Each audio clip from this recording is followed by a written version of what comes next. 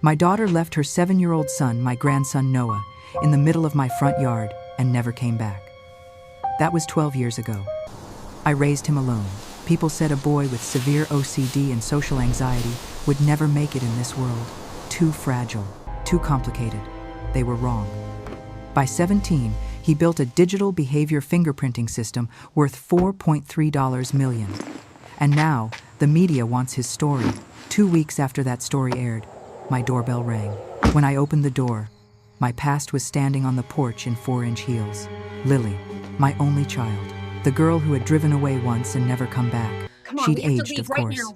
11 extra years around her mouth. Hair smooth and expensive now, Wait, what instead is of pulled happening? into a messy bun. You don't have to go. Beside her Yes, stood I a do. man in a navy suit with a leather briefcase and the better this polished way. expression of someone who bills by the hour. "Hi, Mom," Lily said. My throat went dry. My fingers tightened on the doorknob. "Lils," I whispered, the old nickname falling out of habit before my brain caught up. Her smile looked like it had been practiced in front of a ring light. "Is Noah home?"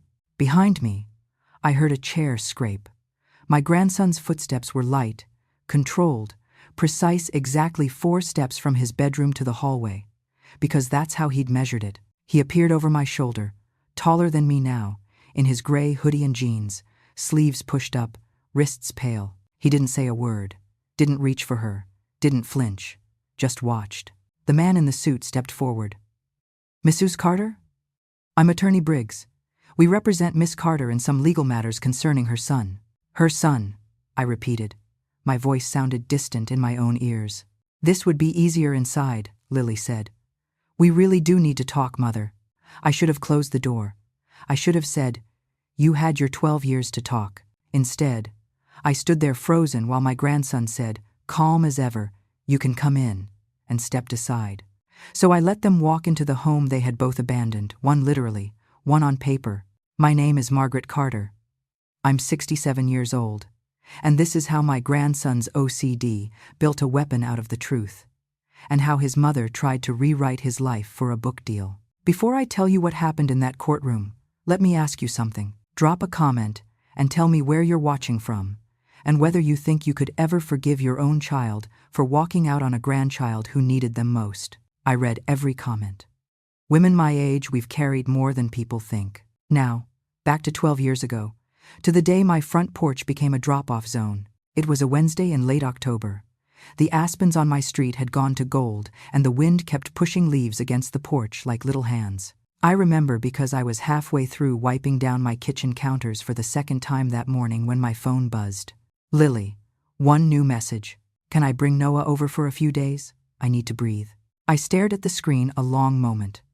Lily hadn't visited in months.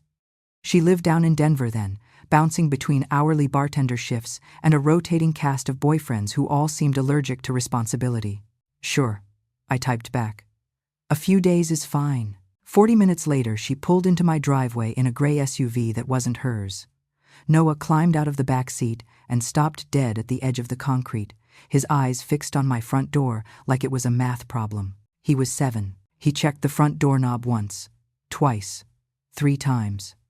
Then he went back to the car and tapped the gas cap, the passenger handle, the side mirror, 5 taps each, lips moving silently as he counted. "Hey, sweetheart," I said gently from the steps. "It's Gran." He didn't look up. His fingers hovered over the doorknob, then retreated, then hovered again. Lily was already hauling a single duffel bag out of the trunk, 1 bag for a few days. My stomach tightened.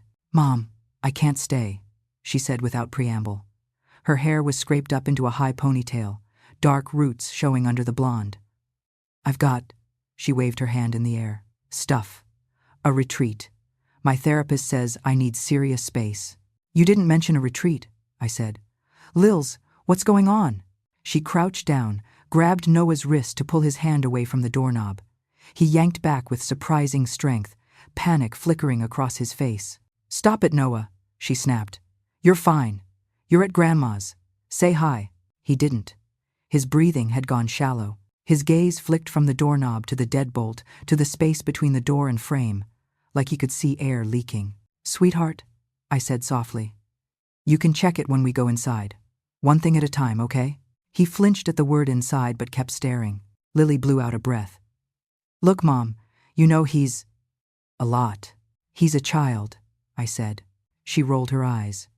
He's a child who will melt down if the cereal box is facing the wrong way. I haven't slept through the night in years. My therapist says I'm in a trauma loop.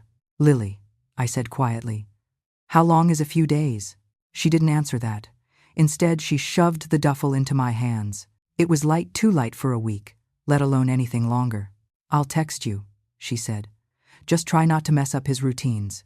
He freaks out even more when things change. I opened my mouth to ask about those routines, what he ate, when he slept, how many times he needed to check a lock before he could sit down. But she was already backing down the steps. Lily, I said again, sharper. At least tell him goodbye.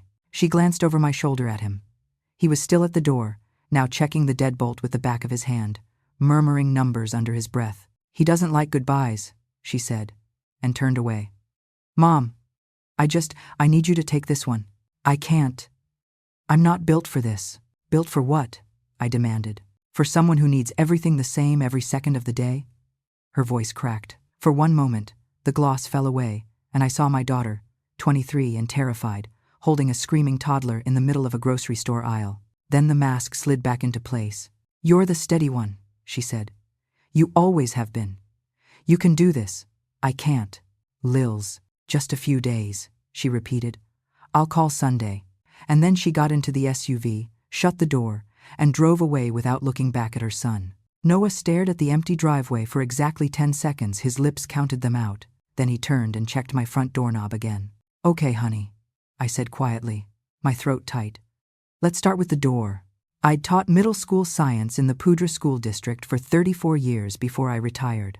I'd had students with ADHD, dyslexia, one boy with Tourette's whose tics spiked every time the fire alarm test went off. But it turned out you can spend a lifetime in classrooms and still know almost nothing about living with someone whose brain wakes up terrified of everything that might shift half an inch. The first night, I tried to tuck Noah into my guest room like any other child. Fresh sheets, soft lamp, dinosaur quilt I'd saved from a garage sale. I put your bag by the dresser, sweetheart, I said. There's a bathroom right across the hall. I'll leave the door. No, he whispered. It was the first word I'd heard from him all day. No what, honey? I asked. He stepped past me and began moving carefully around the room. He checked the window latch, 1, 2, 3, 4, 5. He checked the closet door, opening it just enough to peer in, then closing it firmly and pressing his palm flat in the middle. His breathing quickened when he spotted a framed photo on the dresser, a cheap print of wildflowers in a field. He turned it 90 degrees, stepped back, stared, then turned it 90 more. The muscles in his jaw jumped. I can take it down, I said quickly. If it's wrong, I can move it. He froze, eyes darting from the frame to my face. Can I move it? He asked finally. Of course, I said. He took the frame off the dresser, crossed the room, and set it on the floor against the wall, centered under the window. Then he exhaled once, sat on the edge of the bed, and placed both feet flat on the rug, as if their placement mattered. Okay? I asked. He nodded once, but his shoulders stayed up around his ears. I learned fast. I learned that the silverware drawer had to be in a certain order, that he needed exactly 3 pumps of soap and 2 paper towels every time he washed his hands, that if a chair was an inch out of place, his heart raced like he was being chased. The pediatric psychiatrist in town saw us within 2 weeks. Bless that receptionist who heard the panic in my voice and said, "We'll squeeze you in, Mrs. Carter." The doctor's office smelled like lemon cleaner and coffee. Noah sat in the corner, knees pulled up, eyes fixed on the seam where wall met ceiling. Obsessive compulsive disorder, the doctor said gently after the evaluation. Severe, and significant social anxiety layered on top. He is not just picky or high-strung. His brain is telling him he has to do these rituals to stay safe. Can you fix it? I asked, my hands twisting in my lap. We don't fix him, she said. We support him. Therapy. Possibly medication. But the most important thing is stability. Predictability. A calm, structured environment where he knows what's coming. So, me, I said quietly. So you, she agreed. If you're willing, Mrs. Carter, You're going to be the stable orbit his world spins around. We left with a packet of information, a therapy schedule, and a new word for what I'd already seen: OCD. On the drive home, Noah watched the dashboard clock tick from 3:44 to 3:45. "How many times do you have to check the locks to feel okay?" I asked carefully. He didn't answer for a full mile. Then, so quietly I almost missed it, 5. "Act. Okay," I said. "Then we'll check them 5 times together." That night, we did. Front door, back door, garage entry. His hand pressed the locks first. I followed with mine. 1, I counted softly. 2, 3, 4, 5. His shoulders dropped half an inch, his jaw unclenched. For a boy whose entire nervous system screamed at every squeaky hinge, that half-inch was a miracle. 2 weeks after Lily drove away, I came back from taking out the trash to find a sticky note on my stove. "Off." All caps, block letters, underlined twice. I frowned, then realized I had left the back burner slightly on while reheating soup at lunch. Noah must have checked. I flipped the note over. On the back, in smaller letters, he had written, "Gran, you forgot. It's okay. I fixed it." Something in my chest loosened. I stuck the note on the fridge and left it there. He wouldn't hug me. He flinched if I brushed his arm, but he would leave sticky notes in precise, tidy writing. Garage door closed, 5x. Back window latched. Dishwasher cycle complete. That was how he said, "I'm watching your back too." Our little world narrowed down to routines and lists. It was exhausting and relentless and, in a strange way, peaceful. We knew the rules. Together, we followed them. Christmas that first year, my phone rang while I was rolling out sugar cookie dough. My hands went slick with butter and memory when I saw the caller ID. "Lily," I answered with flour on my shirt. "Lils? When are you coming to get him?" There was a long silence. I could hear traffic in the background. "I can't do it, Mom," she said finally. Her voice sounded thin, far away. "I tried. I swear I did. I can't live like that. The therapist says I'm allowed to choose my own life." "He's your son," I said. My voice came out sharper than I intended. "He's terrified of everything, and you left him on my lawn." "You're better at this," she said. "You're sturdier." "I break too easily. You know that." "Lily, just take care of him," she whispered. "I can't be the villain in his story and in mine. You're good at being the hero." Before I could answer, the line went dead. I stood there in my little kitchen with the phone to my ear until the smell of burning sugar snapped me out of it. When I opened the oven, black smoke spilled out. The cookies were ruined, charred little ghosts. I slid down the cabinet door onto the floor and finally cried. After a minute, footsteps padded into the doorway. Noah hovered there, watching. He looked at my wet face, looked at the smoking cookies. Then he crossed to the fridge, peeled down that off sticky note, and stuck it on the edge of the burned cookie sheet. "It's wrong," he said quietly, "but it can be fixed next time." Then he walked away. That was the closest thing to a hug he could manage. It was enough. The years blurred into therapy appointments, school meetings, and exactly measured routines. Noah's notebooks multiplied. At first, they were just lists. Front door, checked X 5712 a.m. Gran locked car, 10:03 a.m. Dog on sidewalk, at 4:17 p.m. Same as last week. Then the lists turned into tables. Dates, times, locations, tiny arrows connecting events I hadn't even noticed. "Why are you tracking how many times the neighbor slams his car door?" I asked once. "Patterns," Noah said. "If I know the pattern, I know what's normal. If I know what's normal, I know when something is wrong." He said it like it was obvious. At school, he devoured science and math like comfort food. He could explain the water cycle to you with the precision of a meteorologist and had a weird affection for statistics. But circle time? Group projects? Lunchtime? Torture. 3rd grade, the school psychologist told me. Noah might be better served in a more specialized environment, Mrs. Carter. His rigidity and anxiety are disruptive. "What are his test scores?" I asked. She shifted in her chair. "Academically, he's well above grade level. But he taps pencils and corrects people when they're wrong," I said. "That's not a reason to exile him. That's a reason to give him a quieter corner and a pair of noise-canceling headphones." They didn't like the word exile. I didn't like watching him disappear into a room with low expectations and laminated behavior charts, so we fought. I learned more about IDEA, IEPs, and least restrictive environment than I ever wanted to know. I kept every email, every report card, every note I scribbled in the margins of meeting agendas. One Friday evening, after an especially tense conference where a new teacher had suggested Noah might benefit from residential treatment, I spread all my papers out on the kitchen table. Medical records on the left, therapy notes in the middle, school documentation on the right. I was sorting them by year when I felt someone watching me. Noah stood in the doorway, blue mug in hand. "What are you doing, Grandma?" he asked. His voice had stretched deeper in the last year, but he still clipped his words carefully, like he was afraid of misplacing them. "Making sure the school can't pretend they don't remember what they promised," I said.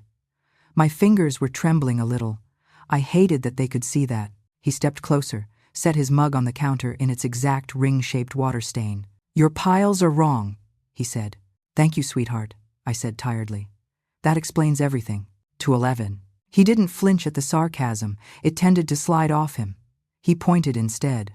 "These ones are by when you got them," he said, tapping the therapy notes. "But when you talk about me, you talk by what they're about. School, doctors, behavior. You should sort by type first. Then time." I looked down. He was right. My teacher brain had defaulted to chronology. His OCD brain craved categories. "Show me," I said. For the next hour, we worked side by side. He made new stacks: school, medical, therapy, legal, then sorted each stack by date, earliest to latest, aligning the corners with a precision that would have impressed a drill sergeant.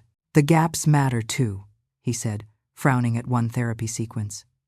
"You stopped taking me for a month in 2015.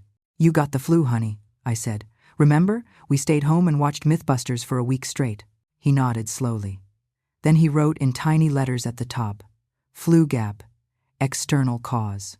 When we were done, my papers looked less like a desperate scrapbook and more like a case file. It made my heart rate drop a notch just looking at the order. "That's really good, Noah," I said softly. "You're good at this." "It's easier when the information isn't in my head," he said. "On paper, it can't move around." Koof. He went back to his room and, unknown to me, started scanning every single page. Some kids doodle superheroes in their notebooks. Mine built the skeleton of a surveillance system for the truth. One night when he was 10, I walked past his room and saw my old laptop open on his desk. A white screen full of black symbols, numbers, and brackets, and strange words. "What are you up to, sweetheart?" I asked, leaning in the doorway. "Learning Python," he said, eyes fixed on the code. "Like the snake?" I joked. He looked briefly horrified. "No, a programming language." "Right. Obviously," I said. "Is this for school?" "No," he said. "It's for me." I left him to it. With Noah, the more I tried to pry, the more his anxiety flared. The safest way to love him was to stand close, but not crowd him. That summer, while other kids were at baseball practice or sleepovers, my grandson sat at that desk for hours, teaching himself how to make a computer do what he wanted. He started talking about metadata, about file names and save times, about how the way people organize folders tells you almost as much about them as their handwriting. "Everyone has a fingerprint," he said one afternoon, stirring sugar into his coffee with exactly 4 counterclockwise turns. "Not just on their hands, in their behavior." "What kind of fingerprint?" I asked. "Digital," he said. "How fast they type, how they hit the space bar, how many times they backspace, how they name things. They think they're choosing, but they're repeating." "That sounds creepy," I said. "It's just patterns," he answered. "Patterns aren't creepy. They're honest." He started calling it digital behavior fingerprinting as casually as if he were naming a goldfish. I thought it was a school project that might impress a college someday. I didn't know he was slowly building a shield we would both stand behind in front of a judge. By the time Noah turned 12, my garage had become a shrine to my inability to throw anything away. Old bankers' boxes stacked neatly against the wall. Tax returns, utility bills, bank statements, spiral notebooks with to-do lists from a decade ago. One Saturday, he followed me out there while I was hunting for a box of Christmas lights. "Gran," he said, Did you keep anything from 2011? The year Mom left? I flinched at the word left. He usually said, the year it changed. Probably, I said carefully. Why? I need data, he said. For what? For the model, he answered, as if that cleared everything up. If I'm going to map behavior, I need a full set. Whose behavior? I asked. Everybody's, he said. Yours, mine, hers, the bank, the phone company, the school. It all tells a story. I stared at him. This is about Lily, I said quietly. He looked down at the concrete, toe tracing a hairline crack. I remember. Pieces, he admitted. The door, the duffel bag, the way the car sounded when it left. But I don't know which pieces are real and which are my brain repeating. So you want paperwork, I said. I trust paper more than feelings, he said. At least mine. It was a brutal thing to hear from a child, but it was also honest in a way that made my chest hurt. Okay, honey, I said. Let's go digging. We spent the afternoon pulling down boxes, blowing dust off lids, and opening up my life year by year. Here, I said, handing him my 2011 planner. My handwriting sloped across the pages. Noah to therapy 10A, M, call Dr. S, lock check X5 his idea. I hadn't realized how often I wrote his name. He flipped to October and ran his finger down the page until he hit the week Lily dropped him off. My note said simply, Lily. Noah here. Few days. Below that, call Lily. No answer. Then call again. Then pediatric psychiatrist apt. Then nothing with her name at all. Do you have phone bills? He asked. In the blue box, I said. He opened it, pulled out the statement from that same month, and held it next to the calendar like two sides of a story. His mouth tightened in a way I recognize now as emotion he didn't know how to manage. Warmth, or hurt, or both. We can scan all of this, he said. If we put it in the system, it can't change. So we did. For weeks, our evenings were the same. I cooked dinner, we ate, he washed his hands exactly 2 times, then we moved to the table with a little portable scanner. He fed in paper after paper. Receipts, bank statements, medical bills, school newsletters, photos from his first science fair. Why the grocery receipts? I asked once, watching him scan one for a $47.18 trip to Safeway 12 years earlier. They have timestamps, he said. They prove where we were and what we were doing. People think only big events matter, but little things nail the big things down. What are you building, Noah? I asked. A timeline, he said. A behavior map. So when someone tells me how things were, I can check. Check for what? For lies, he said simply. Especially my own. I wanted to tell him that I would never lie to him about his life. But I also knew memory is its own kind of liar, the soft kind, the one that edits unbearable things to keep you functioning. So instead I said, okay, sweetheart, if this is what you need to feel less scared, we'll build it. I thought it was therapy. He knew it was evidence. The first time Noah showed me his program, he looked almost shy. He was 15 by then, tall and angular, hands still moving with that precise economy that had always unnerved his teachers. It was April, the pandemic in full swing, schools on Zoom, the world pretending to get comfortable with chaos. We were, in a strange way, better prepared for it than most. Our lives had always depended on minimizing uncertainty. Gran, he said from the doorway. Can you come here for a minute? I dried my hands and followed him to his room. His desk held 3 monitors now, a tangle of cables so meticulously zip-tied that it looked like art. On the center screen was a simple interface. White background, gray boxes, a few buttons, no logos, no flashy design, just function. What am I looking at? I asked. Digital Behavior Fingerprinting, he said. Version 3.7. That sounds very impressive, honey, I said. Pretend I'm one of my 8th graders and explain it like I don't know what the word digital means. He exhaled once, not quite a laugh, but close. People think a document is just words, he said. But everything about how that document was made leaves a trace. Typing rhythm, pauses, corrections. How often someone uses tab instead of spaces. How they rename files, what time of day they usually work. It's all behavior. And you measure that? I asked. I record it, he said. Then I compare it. If a file claims to be written by someone, but the behavior fingerprint doesn't match their known behavior, the odds it's fake go way up. He pulled up a sample, a letter on one side, a graphic on the other showing spikes and valleys like a heartbeat. "This is you," he said. "How do you know?" I asked. "You hit the left shift key harder than the right," he said. "You overuse commas when you're upset, and you still double space after periods when you're tired because that's how you learned on a typewriter." "That's rude," I said faintly. He shrugged. "It's just data." "Is this dangerous?" I asked, suddenly unsettled by how transparent we all are under a lens like his. "It's only dangerous if you use it to control people," he said. "I want to use it to catch lies, to protect people who tell the truth but can't prove it." "Because of Lily," I said quietly. He didn't look at me.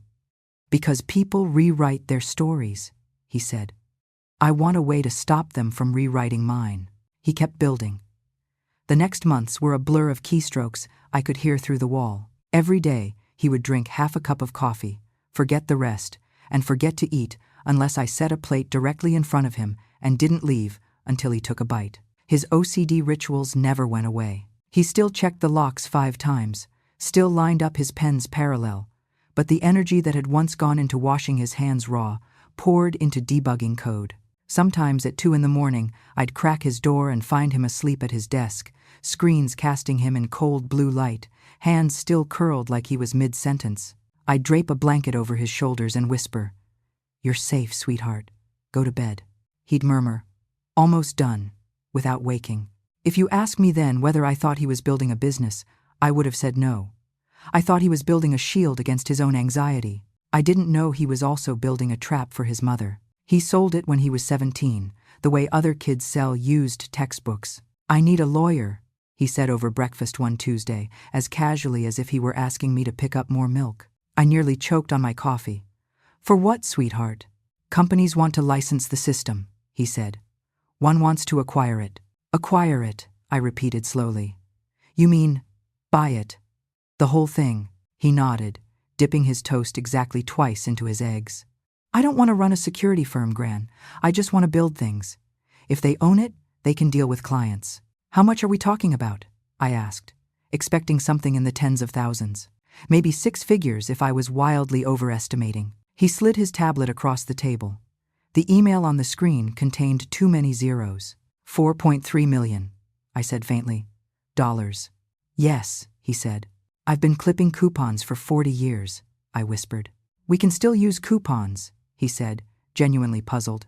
I laughed then, a wild, hysterical sound that scared us both. We found attorney Cole through a woman in my Bible study group who had a son in software. Cole was younger than me, older than Noah, with stress lines around his eyes that told me he'd seen his share of disaster contracts.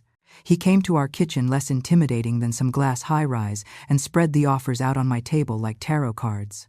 "They all want your code," he told Noah. "Some want you too. Employment, stock options, ongoing support. That's a different life than selling it outright." "What happens if I sell it outright?" Noah asked. "You get a lump sum," Cole said. "You sign a non-compete for a period of years. You hand off maintenance and support to them." "Noah, honey, that means you can't build something too similar for a while," I said. "I don't want to build more of the same," he said. "I want to be done with this topic and work on something else later." End starts. Cole studied him for a moment, like he was a puzzle. "Most people your age would want ongoing income," he said. "Most people my age don't have OCD," Noah answered. "I want it finished." In the end, he took the acquisition deal with the 7-digit number and the 5-year non-compete. We signed documents on a Thursday. They wired the money on a Monday. My bank app suddenly looked like it belonged to someone else. "Gran," Noah said when I checked it for the 5th time, unable to believe it was real. "You're doing the thing." "What thing?" I asked. "Checking the account like I check the locks," he said. "It'll still be there." We laughed. Then we both checked again. The local news station found us within a week. Someone at the security firm tipped them off. 17-year-old with severe OCD sells digital behavior fingerprinting technology for $4.3 million was too good a headline to pass up. I didn't want strangers in our house. Chaos is expensive, and Noah's system ran on predictability. But he watched the email twice, then said, "It's data. It will change what people do. I should see what that looks like." So I straightened the throw pillows one extra time and tried not to hover while the reporter, young, eager, high ponytail type, sat up in our living room. "Noah," she said, smiling into the camera, "can you explain to our viewers what your technology does?" "It analyzes the unconscious behaviors people leave in digital files," he said, voice steady. "Typing rhythm, file naming habits, revision patterns. We build a fingerprint from that and compare new documents to known behavior to see if they match." "What made you want to build something like that?" she asked, leaning forward. He looked right into the camera. "People rewrite stories," he said. "Documents can't if you capture enough behavior. I wanted something that made it harder to lie about what happened." "Is that because of your OCD?" she asked, "wanting everything to be precise?" "It's seconds. It's because of my life," he said. They cut that line for the final segment. They kept the shot of him at his desk, fingers flicking over the keyboard. They chose slow piano music and a soft-voiced narration about a boy whose disorder became his superpower. I watched it with him on a Friday evening, casserole dish between us on the coffee table. "How do you feel, honey?" I asked when it ended. He shrugged. "They left out the important parts." "Like what?"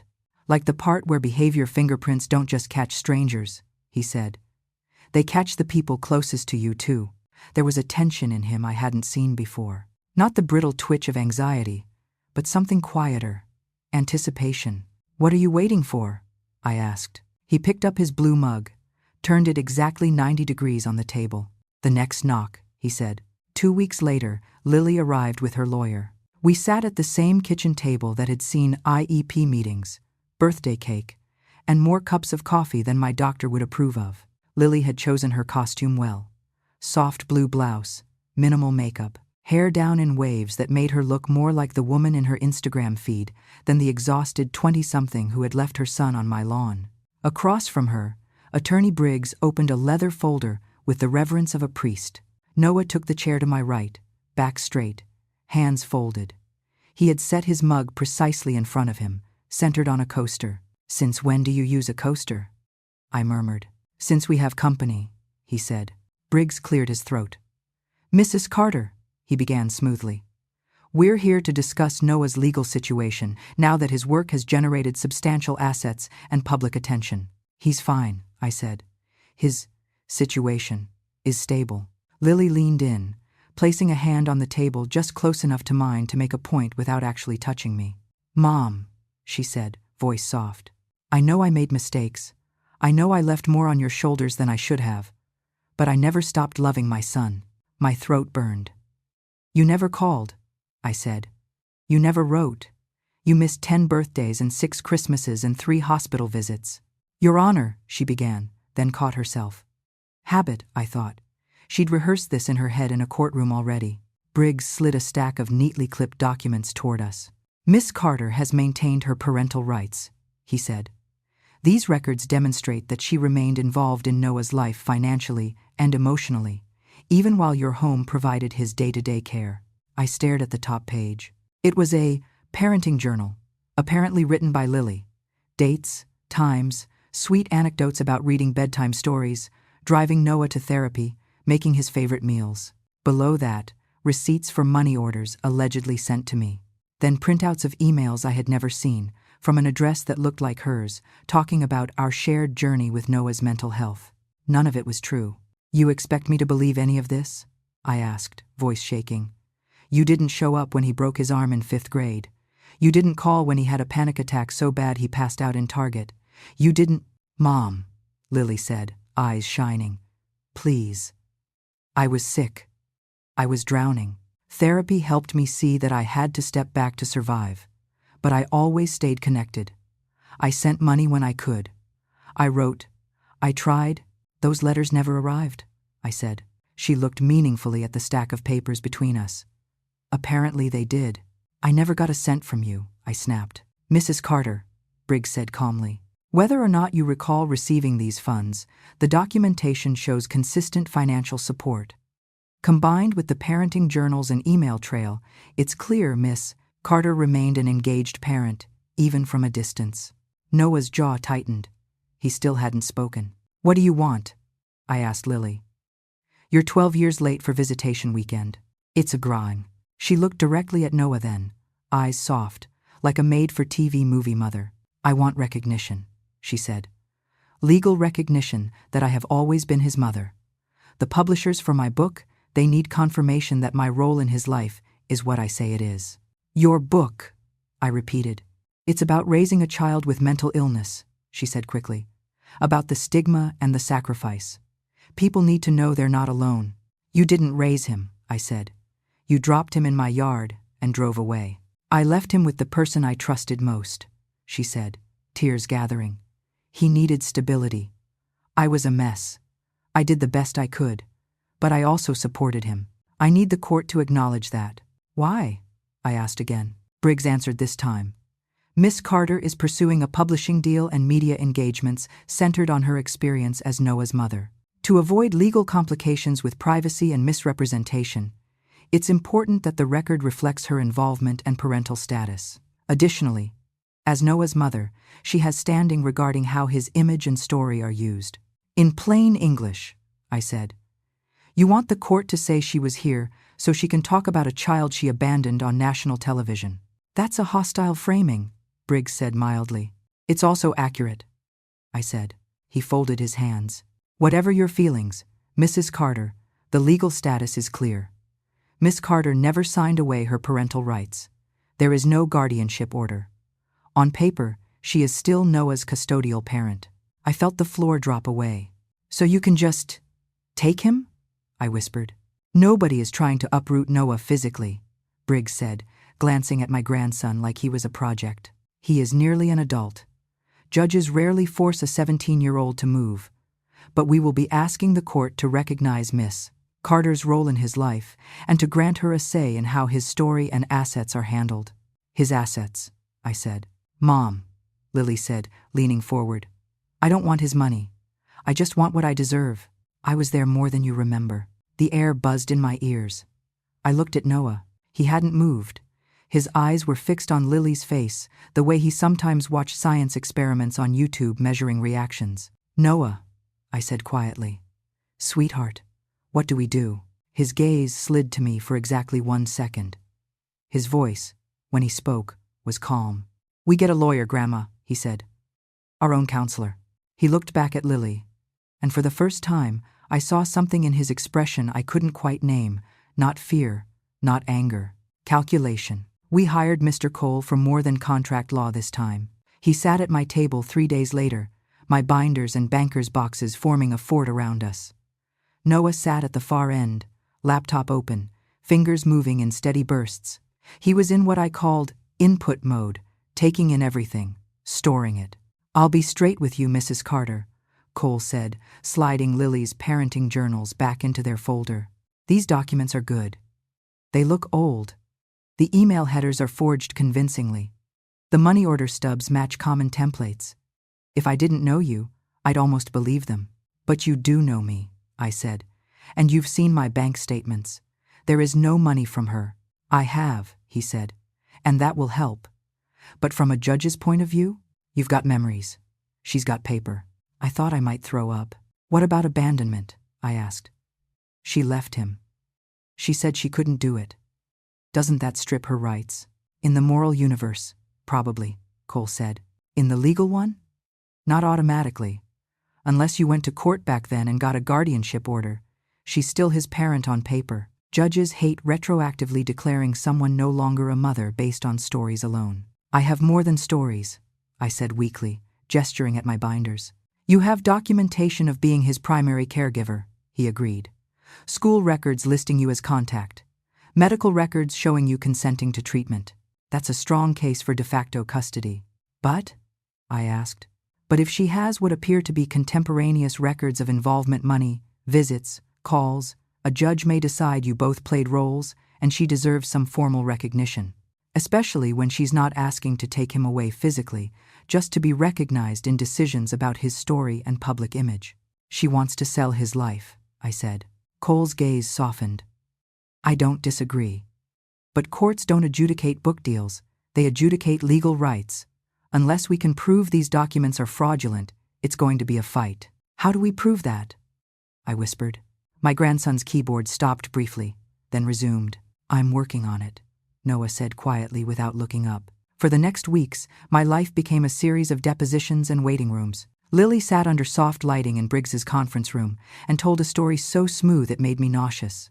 Monthly visits, tearful phone calls, money quietly slipped into my mailbox. She cried at all the right moments. She talked about the stigma of OCD and carrying guilt for years. Why now? Briggs asked her in front of the court reporter. Because I'm strong enough now to face it, she said.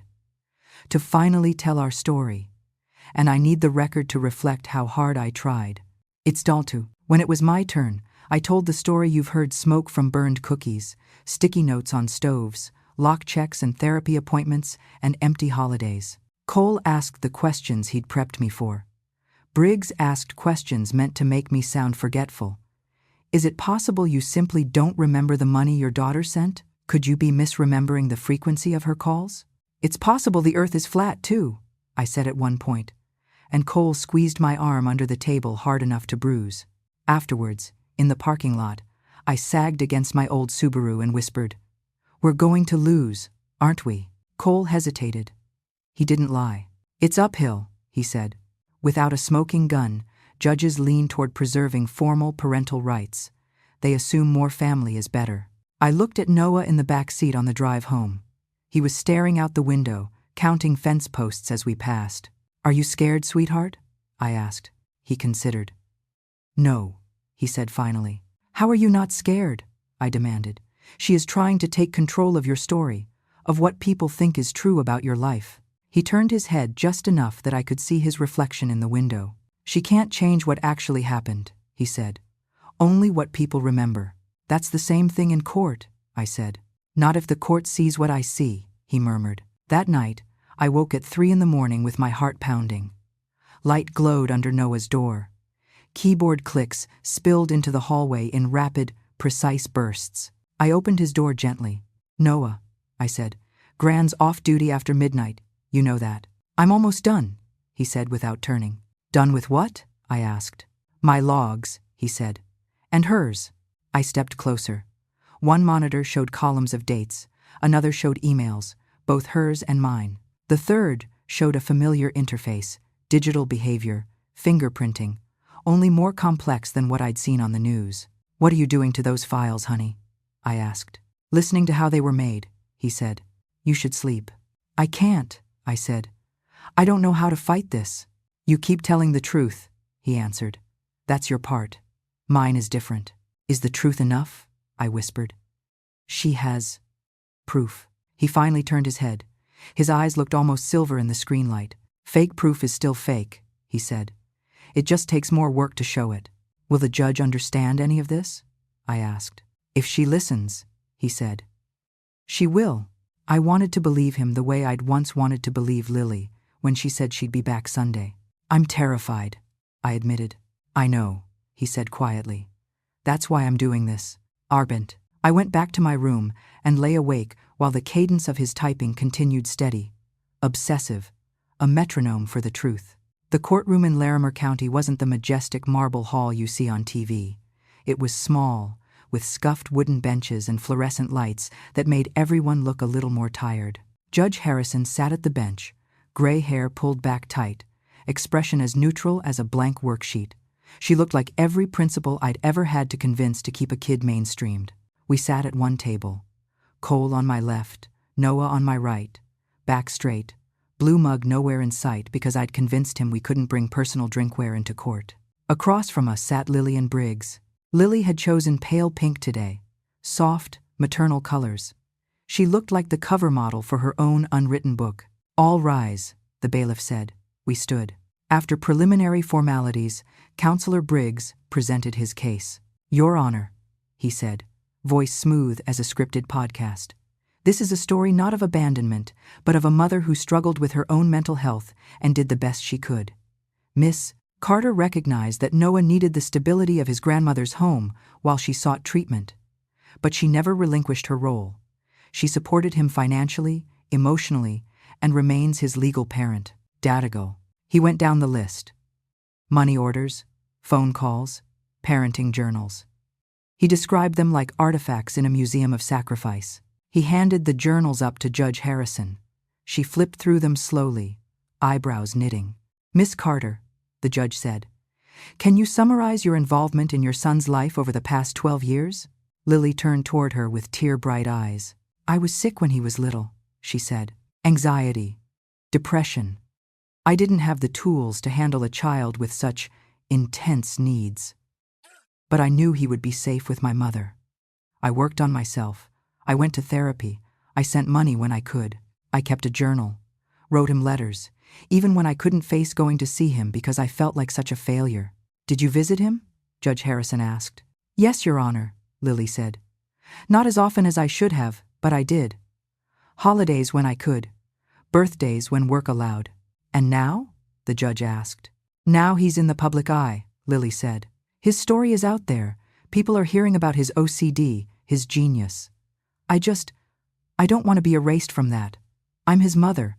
I lived that journey too." It was a brilliant line. If I hadn't been there for the actual journey, I might have believed her. When it was our turn, Cole laid out my binders like a low-budget documentary. School records, therapy notes, doctor's visits. He emphasized the words primary caregiver and de facto custody. He pointed out how every emergency contact form had my number. Judge Harrison listened, patient but unmoved. "Counselor Cole," she said at last, "these documents clearly show Mrs. Carter has been the primary day-to-day caregiver, but I see no guardianship order, no termination of parental rights, no formal abandonment finding." "No, Your Honor," Cole said. "My client didn't drag her daughter into court while she was in crisis. She just did the work." "I understand," the judge said. "I do. But the law cares about more than who packed the lunches. Without proof that Miss Carter relinquished her rights or that she has fabricated her records, her claim cannot be dismissed out of hand, particularly when she is not seeking to remove Noah from his grandmother's home, merely to formalize her parental status and participate in decisions regarding his narrative and assets." It felt like the air had been sucked out of my lungs. Beside me, Noah sat utterly still. I leaned toward him. "She's lying," I whispered. "We have to stop her." He turned his head half an inch. "Let her finish," he murmured. "What?" I hissed. "Let her say everything she wants on the record," he said. "It's better that way." I stared at him. "My God, sweetheart, we are losing and you're playing strategy games," I wanted to say. Instead, I clenched my hands in my lap and let Lily continue her performance. Finally, Judge Harrison looked our way. "Mr. Carter," she said, addressing my grandson, "you are nearly an adult. Would you like to speak?" Noah rose slowly. His movements were measured, deliberate as if he'd rehearsed, standing up in his head to avoid knocking his knee against the table. "Yes, Your Honor," he said. "I would." "Approach," she said. He walked to the witness stand with the same careful precision he used, climbing stairs, one hand on the rail, counting each step internally. He carried a black backpack over one shoulder. "Please state your name for the record," the clerk said. "Noah Carter," he replied. "Mr. Carter," Judge Harrison said, "what would you like to tell the court?" He unzipped his backpack, pulled out a slim laptop, and set it on the witness stand shelf. "First, that my grandmother has told the truth," he said. "Second, that my mother has not." "Counselor Briggs," the judge said, eyes narrowing, "was this presentation disclosed?" "No, Your Honor," Briggs said, rising. "We have not been informed of any exhibits from this witness. We object to surprise evidence." "I didn't know it was technically evidence," Noah said. "I thought it was just showing you how things actually happened." Judge Harrison studied him. "What exactly are you planning to show me, Mr. Carter?" "Behavior fingerprints," he said. "And a timeline." "Go on," she said cautiously. Noah connected his laptop to the courtroom display with the HDMI cable the bailiff handed him. On the screen appeared a simple interface. I recognized the latest iteration of digital behavior fingerprinting, but the logo at the top was different now. Just his initials, N.C., in small gray letters. "This is the system I sold to Sentinel Analytics for $4.3 million, he said. "They use it to detect insider fraud. You can ask Counselor Cole to confirm the sale documents if you want." "I'm aware of your software, Mr. Carter," the judge said. I read the article. Her mouth twitched almost imperceptibly. Explain how it applies here. Noah pulled up a document, the first page of Lily's parenting journal, zoomed in so the text filled the screen. This file claims to be from January 2012, he said. Created on my mother's personal laptop. Yes, Briggs said. We produced those in Discovery. They have date stamps. I'm not disputing the visible dates, Noah said calmly. I'm looking at the invisible ones. He clicked a button labeled Analyze. A graph appeared beside the text, a jagged pattern like a sound wave. My system tracks keystroke rhythm, latency between letters, backspace patterns, and habitual shortcuts, he said, voice even. It builds a fingerprint for each writer from known samples. Then it compares that to disputed documents. And where did you get known samples for your mother? Judge Harrison asked. Old emails, he said.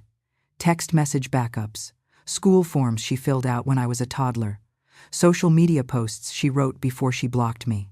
I closed my eyes briefly. He'd been scraping her life quietly while she'd been ignoring his. He pulled up a different graph, this one labeled Lily Carter, baseline. The blue line is her baseline, he said.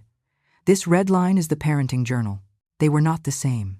Statistically, the probability that the red pattern belongs to the same typist as the blue pattern is under 3%, he said.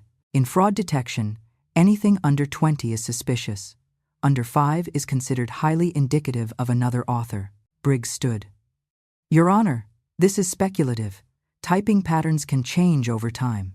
Noah didn't even look at him. I accounted for temporal drift, he said. The baseline data includes samples from over a decade. The core behavior remains consistent. Done. He clicked to another screen. File metadata, he said. The parenting journal files were all created within the same 10-week window last year. The timestamps cluster around 11 p.m. Mountain Time. People convert old journals into digital files all the time, Briggs said. She may simply have typed up older entries. That's what I thought at first, Noah said calmly. So I looked deeper. This is device fingerprinting. He pulled up a chart showing MAC addresses and hardware identifiers. These files were created on a rental laptop used at a WeWork in downtown Denver, he said. Not on my mother's home computer. I know because the IP address belongs to a co-working space, and the machine ID is registered to a leasing company. The Wi-Fi logs show a device with that ID checking in 3 nights a week for 2 months. He tapped another key. The screen changed to show geolocation pings. I cross-referenced transaction records from the coffee shop downstairs, he added. My mother's card was used there 13 times in the same window. She paid for lattes while typing her memories. For the first time, Lily's composure cracked. That doesn't mean I wasn't remembering accurately, she said sharply. It just means I don't have a home office, Noah. Duaria. He ignored her, exactly the way he'd learned to ignore kids who mocked his rituals. Next, he said. The money orders. He pulled up my bank statements, the ones we'd scanned into his system years ago. They appeared as neat digital rows, each with a tiny green verification symbol. These are all of my grandmother's deposits for the last 12 years, he said. Color-coded. Green for paychecks, blue for refunds, orange for Social Security. No yellow. Yellow is what I reserved for money from my mother. He pressed a key. The screen stayed a sea of green, blue, and orange. No yellow. There are 0 deposits from Miss Lily Carter, he said. No money orders, no transfers, no checks. Not even a $10 birthday gift. Briggs tried again. Your Honor, cash support. She claims specific amounts on specific dates, Noah said over him. December 2012, $300. April 2014, $500. We have the bank on record confirming no such deposits. And my grandmother, he added, does not keep $300 in cash lying around, ever. She writes 50-cent coupons in pencil. Hey, I muttered automatically. Judge Harrison's mouth twitched again. What about phone calls? She asked. Emails? Noah pulled up telephone records like a magician, revealing his final card. These are my grandmother's phone logs from October 2011 through last month, he said. We subpoenaed them last week. I wrote a script to parse all incoming calls and cross-check them against every number my mother has used in the last 15 years. He highlighted a line, December 24, 2011. Last call from my mother, he said. 8 minutes, 12 seconds. She told my grandmother she couldn't do it, and hung up. Anything since then? The judge asked. Nothing, he said. Not one call, not one voicemail, not one text to my grandmother's number or mine until the news story aired. He clicked again. The screen split to show 2 columns of word clouds. This is language analysis, he said. The way my mother uses words in her real emails versus the parenting journal. Her real writing uses phrases like, I feel like, and I can't. The journals use phrases like, my brave boy, and our journey, he said flatly. She doesn't talk like that. Not in any authentic sample I could find. Lily's cheeks flushed. That doesn't prove. I'm not done, he said. The courtroom was so quiet I could hear the buzz of the exit sign. He pulled up a final chart, a layered graph of colored lines. These are behavioral fingerprints for the 3 devices used to create the evidence files, he said. My mother's phone, her old laptop, and the WeWork rental machine. The files presented to this court were created on the rental machine, not on any device she used when I was a child. He looked directly at Judge Harrison. She built this story in 10 weeks, he said. Using a rented laptop and a late-night coffee habit. She didn't send money. She didn't call. She didn't show up. My system can't tell you why she chose that. It can only show you what actually happened. He took a breath. And I've been documenting that, actually, for 10 years. He clicked again. The display changed to a timeline that stretched across the whole screen. Every therapy appointment, every school meeting, every bank charge, every sticky note. My scrawled, Noah panicked at Costco, too many fluorescent lights. His neat, grand forgot stove off. I fixed it. Little pins marked Lily's claimed visits and calls. Above each pin was an empty space where there should have been a photo, a receipt, a phone record. These are the days she says she was there, he said. My logs say she wasn't. My grandmother's bank says she wasn't. The phone company says she wasn't. He looked at the judge, not his mother. You asked me what I wanted, Your Honor, he said. I want my grandmother's version of events to count as much as my mother's story. And I want my behavior, my data, to count as much as their paperwork. Counselor Briggs? Judge Harrison said. Her voice had gone cool. Briggs looked like a man who had just realized the chessboard was 3-dimensional. Metadata can be altered, he said weakly. Patterns can be misinterpreted. This is all very technical. Sentinel Analytics ran their own tests before buying my system, Noah said. So did 2 other firms. They hired independent auditors. I passed. He turned back to the judge. I built this because people lie, he said. I didn't know it would be my own mother. But the system doesn't care who you are. It only cares what you did. It's not Sagander. Judge Harrison leaned back, steepling her fingers. Miss Carter, she said, turning to Lily. Do you have any explanation for why your contemporaneous records were all created on a rental laptop 12 years later? Or why your son's bank, phone company, and grandmother's meticulous logs contain no trace of the support you claim? Lily's eyes filled with tears, but they didn't fall. I wrote things down later, she said. To process. My therapist told me to. Maybe I got dates wrong. Maybe I embellished. But I felt it. I loved him. Isn't that real? Is that journal accurate? The judge asked flatly. Did those visits happen? Lily's gaze flickered toward Briggs. We reconstructed from memory, she said. He told me it was okay.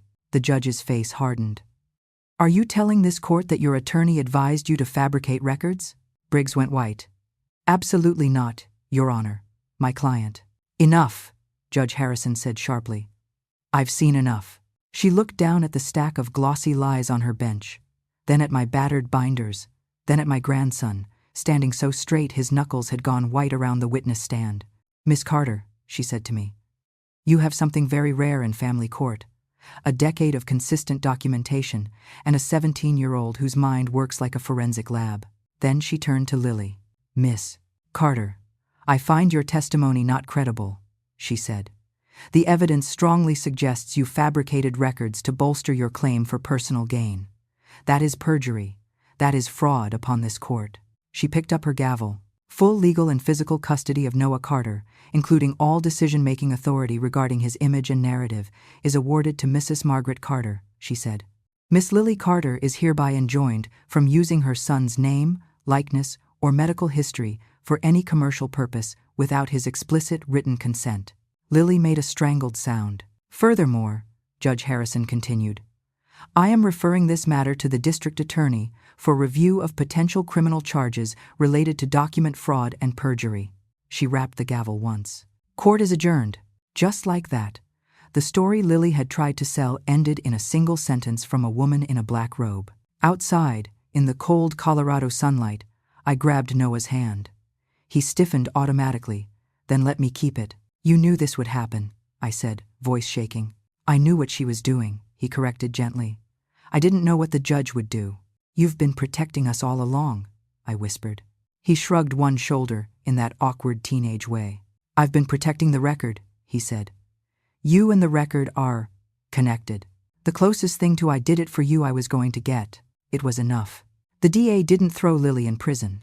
They rarely do for first-time offenders whose crimes fit in manila folders instead of mugshots. She pled out 2 years of probation, 500 hours of community service at a digital wellness program for social media addiction, mandatory therapy. The irony, Cole said one afternoon in my kitchen, is almost poetic. What about her book? I asked. She can write whatever she wants about her own feelings, he said.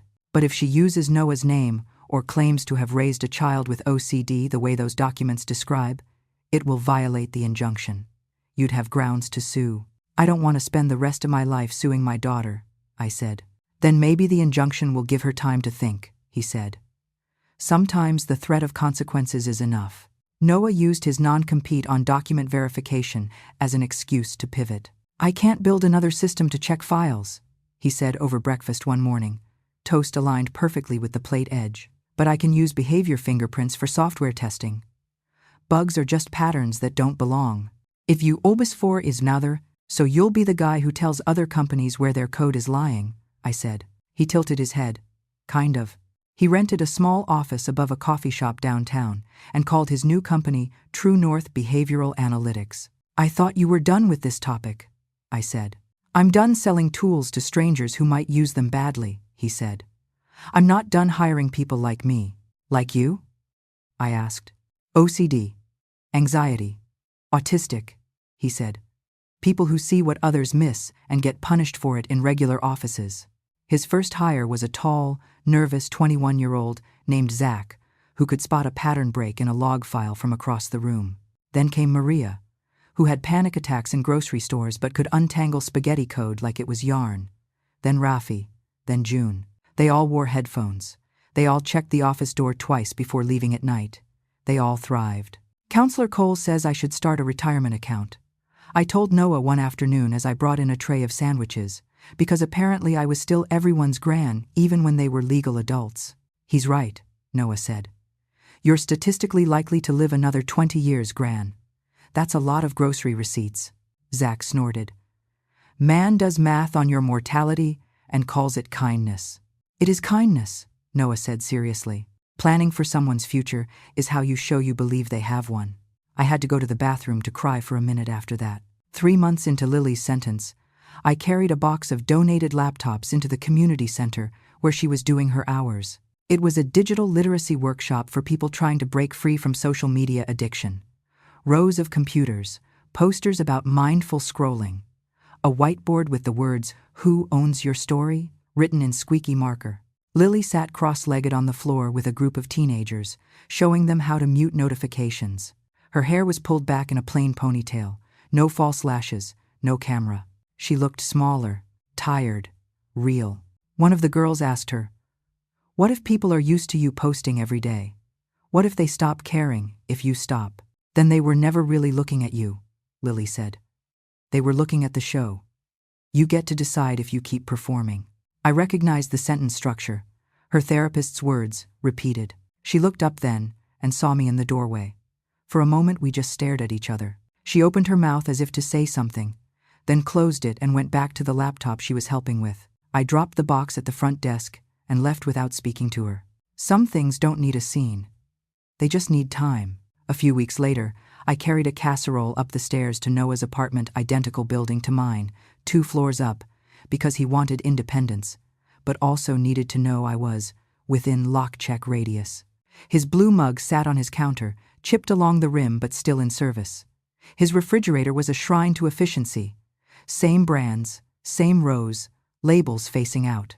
We ate at his small table in comfortable silence, the way we always had. Halfway through, he set down his fork. "Gran," he said. "Yes, sweetheart? I know what you gave up," he said, staring at his hands. "For me, you don't." "Yes," he said, more firmly than I'd ever heard from him. "You stopped going on trips. You stopped dating. You quit choir because the rehearsal time overlapped with my therapy. You bought groceries from one store because I couldn't handle a different layout. You built your whole orbit around me." "I was just doing what grandmothers do," I said. My voice wobbled. "Mom didn't," he said. I had no answer for that. "You could have sent me away," he continued, "to a residential program, or to Dad's parents, or to foster care when I got too much. People suggested it." His lip curled slightly at the word people. "People say a lot of things," I said. "You didn't," he said. "You stayed. Even when I couldn't say thank you. Even when I made you check the locks 5 times when you were exhausted, you stayed. That's what you do for someone you love," I said softly. "You stay when the story isn't convenient." He took a breath, then another. His therapist had taught him that when words got stuck, it mattered, he said finally. "To me, it made the world less," he searched for a word, "less hostile." I reached across the table and set my hand on the wood, not quite touching his. "You are worth every sticky note and every IEP and every sleepless night," I said. "You hear me, honey? Worth it." He nodded once. "I know that now," he said. Later, as I drove home the same route I always took, the same right at the light, the same left at the mailbox shaped like a trout, my phone buzzed at a red light. One new message from Noah. "Thank you, Gran, for not letting her rewrite my life." I sat there with my blinker clicking and tears rolling down my face. And for once, I didn't wipe them away before the light changed. Because that was it. That was the whole thing. Lily had tried to turn his pain into content. Noah had turned his pain into a system that protected the truth. And me? I just kept the receipts. If you were in my shoes, if your own child tried to cash in on the grandchild you raised, would you ever forgive them? Tell me in the comments. And if you're someone who's ever felt erased from your own family's story, subscribe and stay a while. Around here, we believe in quiet justice and in women who keep the records when nobody else is paying attention.